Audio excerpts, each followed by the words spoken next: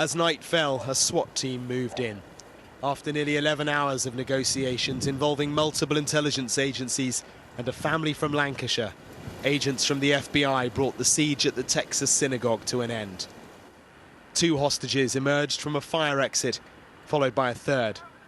There had been 4 of them held hostage inside the building, including the rabbi. 1 had been released earlier. This was the moment the others were freed.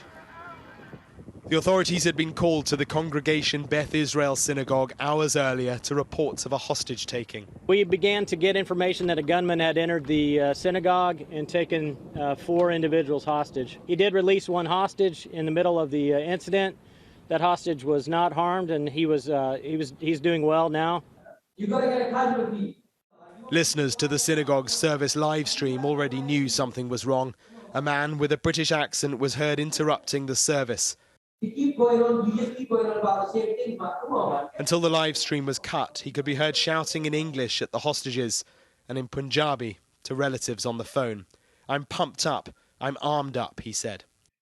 Investigators working with their UK counterparts had quickly identified him as Malik Faisal Akram, 44, from Lancashire. And his family were quickly part of the negotiations. They've now released a statement. "It is with great sadness I will confirm my brother Faisal passed away in Texas, USA this morning. We are absolutely devastated as a family. We would like to say that we as a family do not condone any of his actions and would like to sincerely apologise wholeheartedly to all the victims involved in the unfortunate incident."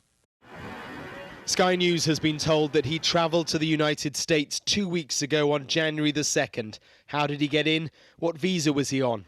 And how did he get a weapon? These are questions the UK and US authorities are now urgently examining. And of course his motive too. The President, Joe Biden, is being kept across the investigation as it develops. This was an act of terror.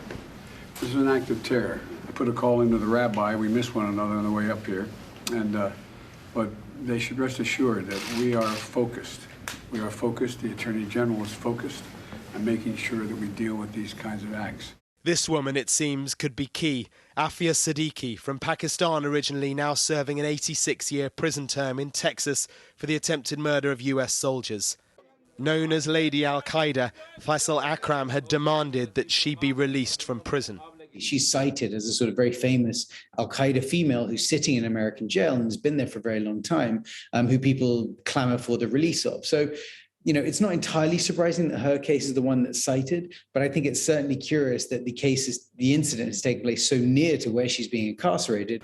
The hostages are free, the man who took them is dead. But with arrests in the UK and many questions here, this remains an open investigation. Mark Stone, Sky News in the United States.